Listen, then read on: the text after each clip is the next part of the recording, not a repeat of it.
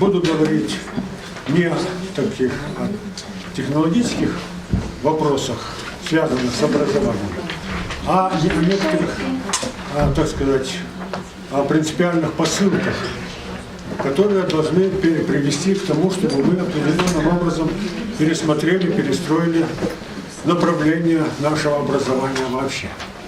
Но этим мы уже занимаемся определенное время.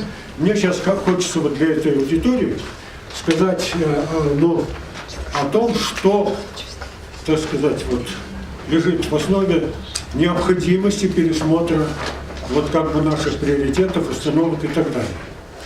И это не обязательно должно быть, так сказать, внесено в, так сказать, учебники и прочие всякие сферы объяснения. Это должно быть прежде всего, значит, быть понятным тем, кто занимается вообще процессом совершенствования нашего образования. Дело в том, что вот само, так сказать, несовершенствование нашего образования – это как раз результат того, что у нас, вообще-то говоря, неправильное представление о многих вещах. Но в свое время Альберт Эйнштейн сказал, что если существует проблема, то главная задача не заниматься сразу этой проблемой, а изменить мышление, которое привело к этой проблеме. И вот мы имеем массу проблем, в том числе и в образовании, потому что у нас неправильно ориентированное мышление. Вот это надо иметь в виду. И вот я просто для примера хочу привести, что вот мы, вообще-то говоря,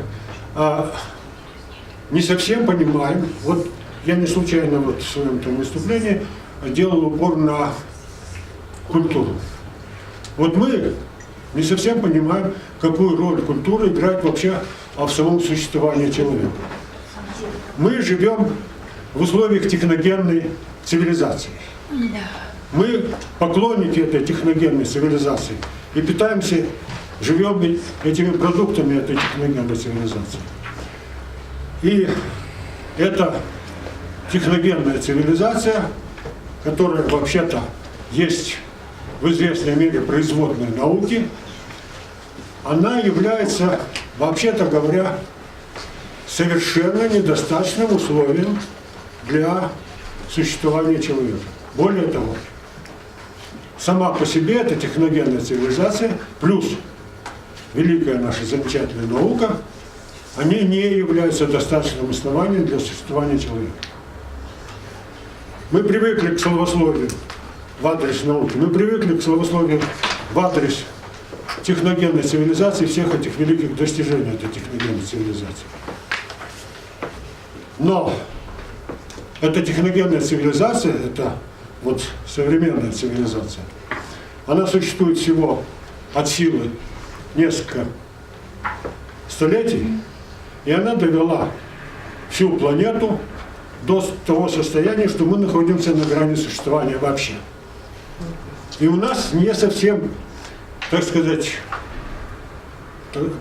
наступает прозрение. Мы ждем, что опять же та же техника и та же наука, они нас вытащат из этой дыры. Не вытащат. Не вытащит ни наука, ни техника. Потому что наука – это мощнейший дезинтегратор. Все по полочкам.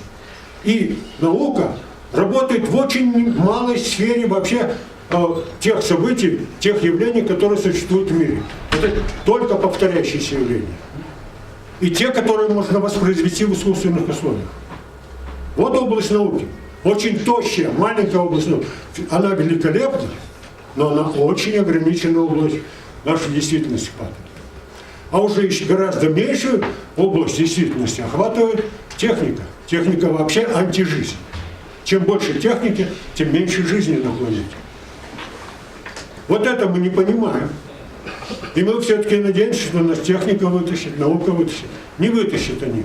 Потому что наука, как инструмент управления поведением человека, страшно бедна.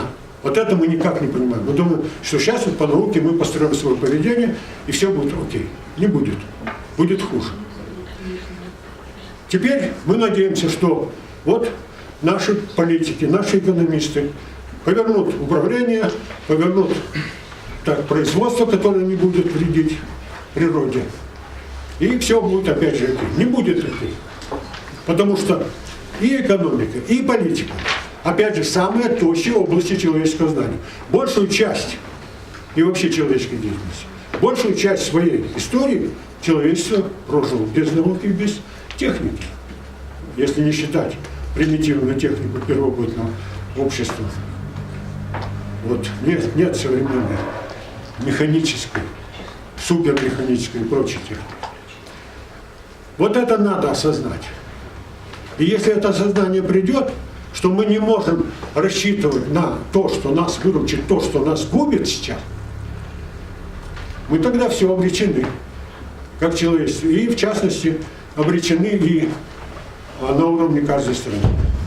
Вот поэтому перестройка сама должна в первую очередь быть направлена на то, чтобы найти такие способы управления поведением. Это прежде всего вопрос поведения. Не вопрос просто технологий, а вопрос поведения человека.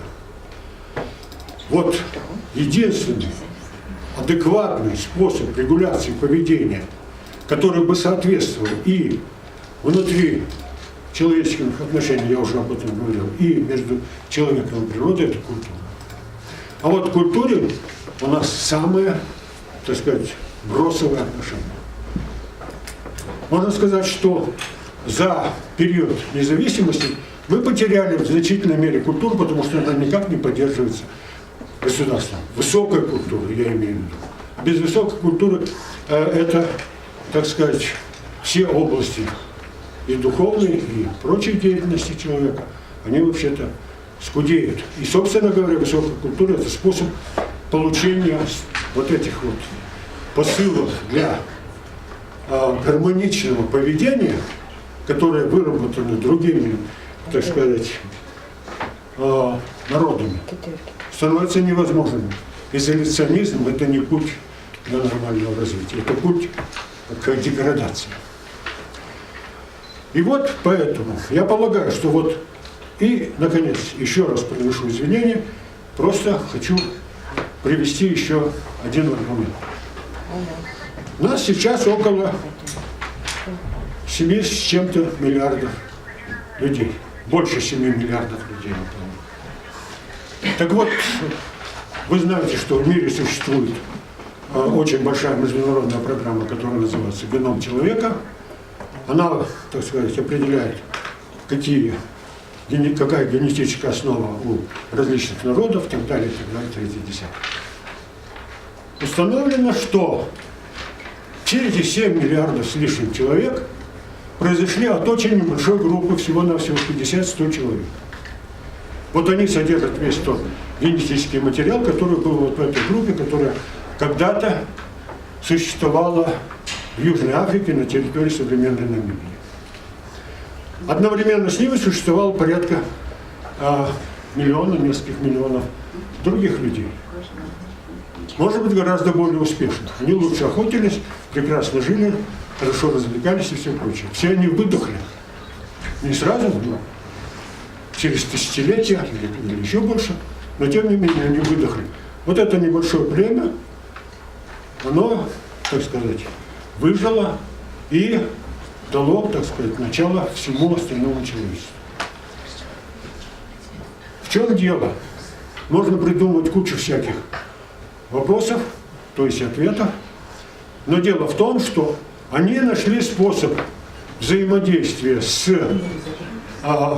той природной средой, в которой они находились, совершенно случайным образом. Но этот случайный образ взаимодействия был зафиксирован у них в культурных феноменах. Это в обычаях, в системе табу и все прочее, прочее. У других тоже в это время были обычаи, система табу и так далее. Но это все было совершенно случайной комбинацией. И эти тоже случайную комбинацию сделали. Это чисто случайная комбинация, которая позволила им выжить. Вот, потому что именно культура способна, так сказать, адекватно организовать гармоничные взаимоотношения с окружающей средой. Более того, сама эволюция человека началась больше 3 миллионов лет тому назад. И было не меньше 20 предковых форм человека. И там не меньше, где-то около почти десятка, было вот этого самого рода, от которого мы произошли, это род Гомо, то есть уже человек. Это уже род с нами. И вот из этих всех предковых форм остался один только Homo sapiens, кроманьонцы. Мы от них. Хотя на протяжении многих тысячелетий параллельно с ним, с этим Homo sapiens, жил кроманьонец, не кроманьонец, а это неандерталец. И все женщины на нашей планете, за исключением африканок, они в своих генах несут предпочтение на подсознательном уровне именно облика кроманьонца, потому что это был гораздо более мощный мужик с обвешанными мускулами. Он был настоящий защитник от кормильца. Не то, что вот эти хлюпики кроманьонички. И наибольшее количество вот этих вот, как раз этих генов, перешедших к Homo sapiens от этих неандертальцев, у европейцев, у азиатов, но намного меньше. Тем не менее, мы все так или иначе имеем, потому что так или иначе женщины-кроманьонки при всяком неудобном случае предпочитали все-таки этих мужиков настоящих. Вот этих людей. Так вот. Это биология. Я просто это вот говорю к чему. Что во всех отношениях, во многих отношениях, кроманьонец был предпочтительнее, то есть неандерталец был предпочтительнее кроманьонца. Он был сильнее, безусловно, он был умнее, у него был больший мозг, вот, и так далее, и так далее. Все было в его пользу. Единственное, чего не было у неандертальца, это то, что у него не было искусства, у него не было культуры.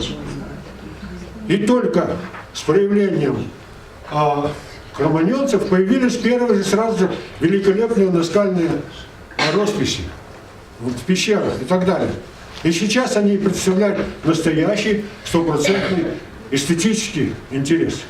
Это настоящее художественное произведение, которое появилось 40 тысяч лет тому назад. С какого такого перепуга? Вот как раз потому, что сразу же появилась культура. Безусловно, мы видим только значит, вот эти фрески, мы видим только некоторые скульптуры, которые дошли до нас, но мы не знаем, что, какие еще были виды. Безусловно, были и танцы, и песни, и музыка, и так далее. Мы видим, как они изображают наряженного там оленя какого-то своего соплеменника, но танцующим и так далее.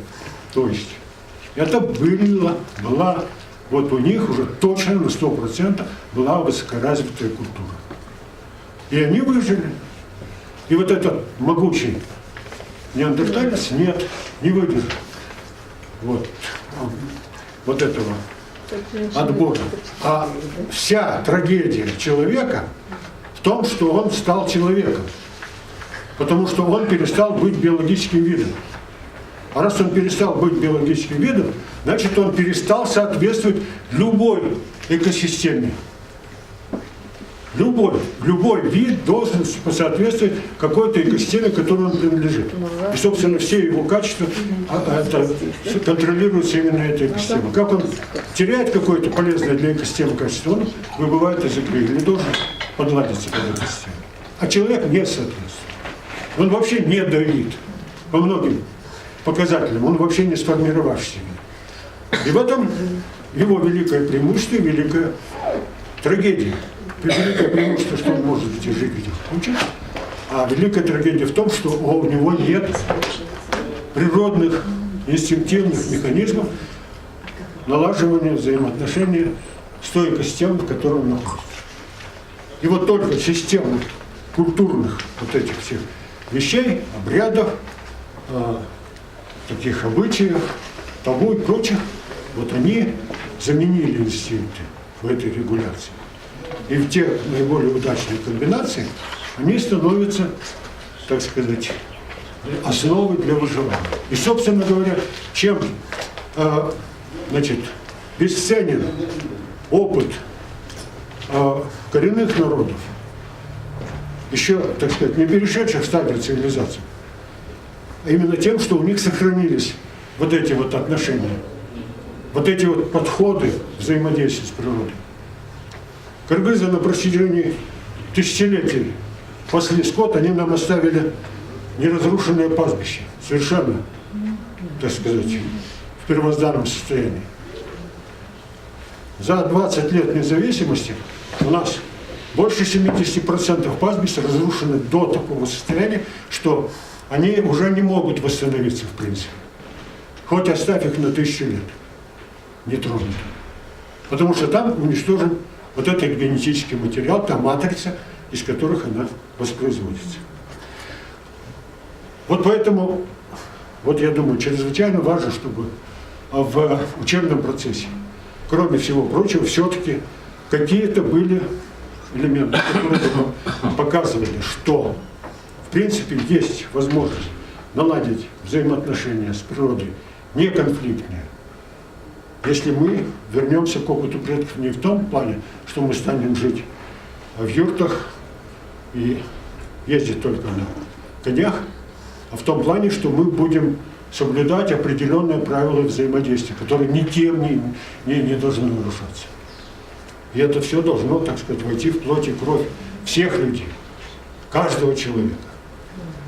И так далее. То есть вот этот вот принцип того, чтобы гармонизировать свои взаимоотношения как внутри сообщества, так и между сообществами, через культурные рычаги, вот это единственный выход для нас в той ситуации, в которой мы оказались в результате того, что мы являемся, так сказать, и участниками, и жертвами вот этого технического прогресса, научно-технического прогресса и этой технической цивилизации.